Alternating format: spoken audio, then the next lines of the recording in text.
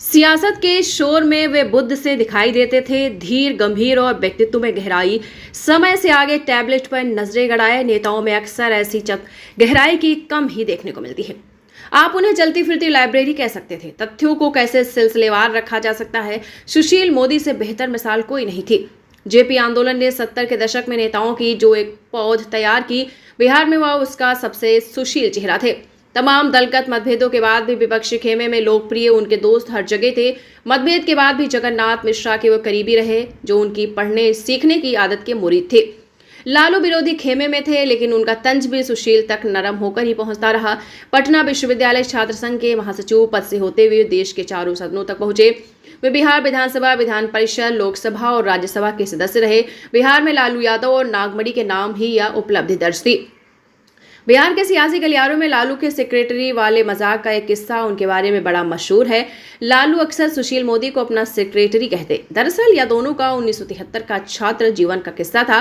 बिहार से जेपी आंदोलन की धमक तक पूरे देश में सुनी जा रही थी। उन दिनों लालू, नीतीश, रविशंकर प्रसाद और सुशील मोदी भी इस आंदोलन के जरिए सियासत के संस्कार सीख रहे थे। इस साल पटना विश्वविद्यालय में छात्र संघ चुनाव हुए। लालू अध्यक्ष, सुशील मोदी जनरल सेक्रेटरी चुने गए। रविशंकर प्रसाद ज्वाइंट सेक्रेटरी चुने गए। अध्यक्ष और सेक्रेटरी का रिश्ता दोनों ने धुर विरोधी दलों में रहने के बावजूद निभाया। लालू उन्हें तंज के साथ अपना सेक्रेटरी बताते रहे। पटना में मोतीलाल मोदी और रत्ना देवी के घर पैदा हुए सुशील मोदी की पढ़ाई लिखाई पटना में हुई। मोदी ने पटना साइंस कॉलेज में बीएससी ऑनर्स की पढ़ाई की। सुशील मोदी को लेकर किस्से कई हैं। सुशील मोदी सियासत के ऊपर हमेशा ज्ञान को तरजीह देते रहे। उनके कॉलेज के दिनों का एक और किस्सा काफी मशहूर है। यह काफी कुछ उनकी शख्सियत का इशारा देता है। 1973 में पटना यूनिवर्सिटी में वह महासचिव चुने जा चुके थे। एग्जाम शुरू हुआ तो साथियों को लगा कि सुशील मोदी फेल हो जाएंगे, क्योंकि बॉटनी मुश्किल सब्जेक्ट था। वह मुश्किल से ही क्लास अटेंड कर पाए थे। लेकिन एग्जाम से पहले जैसे सुशील अब कमरे में बंद हो गए। सियासत के इस प्रेशर को उन्होंने अपनी पढ़ाई पर नहीं आने दिया। छात्र राजनीति से कुछ दिनों तक संन्यास ले लिया। मेहनत रंग लाई और पूरी यूनिवर्सिटी में सेकेंड आए। आगे की पढ़ाई के लिए उन्होंने पटना विश्वविद्यालय में पोस्ट ग्रेजुएशन में दाखिला लिया, लेकिन वो पढ़ाई बीच में छोड़कर जेपी आंदोलन में कूद पड़े। आपातकाल के दौरान सुशील मोदी 19 महीने जेल में रहे। सुशील मोदी अखिल भारतीय विद्यार्थी परिषद से भाजपा में आए। उनके राजनीतिक सफर पर नजर डाले तो उन्होंने 1990 में उन्होंने पटना केंद्रीय विधानसभा क्षेत्र से चुनाव लड़े और जीते। वो इसी सीट से 1995 और 2000 का चुनाव जीते। भाजपा ने 2004 के चुनाव में उन्हें भागलपुर लोकसभा क्षेत्र से टिकट दिया। वो इस चुनाव में 1,17,753 वोटों से विजयी रहे। लेकिन जब 2005 में बिहार में भाजपा और जदयू की गठबंधन सरकार बनी तो उन्होंने संसद पद से इस्तीफा देकर विधान परिषद के जरिए विधानसभा पहुंचे।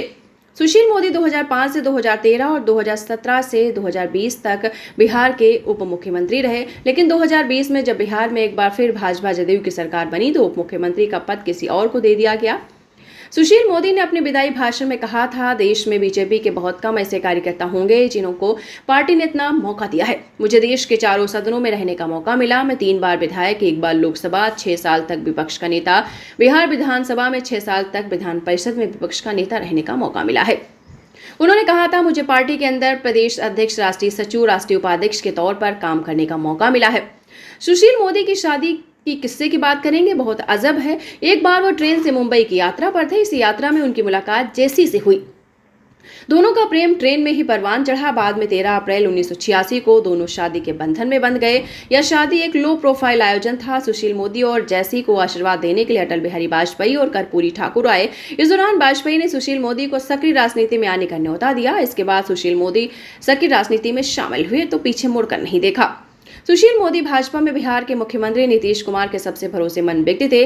साल 2020 में जब भाजपा ने सुशील मोदी को राज्यसभा भेजा तो नीतीश कुमार ने इस बात को स्वीकार भी किया कि नीतीश ने कहा था, हमने कई सालों तक एक साथ काम किया। हर कोई जानता है कि मैं क्या चाहता था। मोदी को अपनी टीम में रखने के लिए बारे में हालांकि पार्टियां अपने फैसले खुद लेती हैं।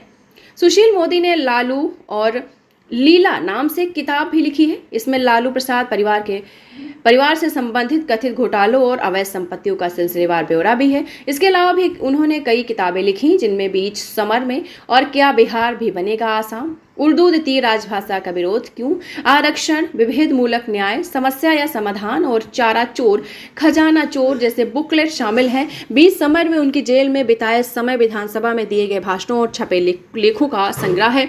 नीतीश कुमार के भाजपा से गठबंधन तोड़ने के बाद 2015 में बनी जेडीयू आरजेडी की सरकार को सुशील मोदी ने निशाने पर रखा। उन्होंने लालू परिवार की बेईमानी, संपत्तियों और नौकरी के बदले जमीन के आरोप लगाते हुए 44 प्रेस कॉन्फ्रेंस की। इसका परिणाम यह हुआ कि नीतीश कुमार की सरकार 26 जुलाई 2017 को गिर गई। राज्य में अगली बनी सरकार में सुशील कुमार मोदी उप मुख्यमंत्री बनाए गए।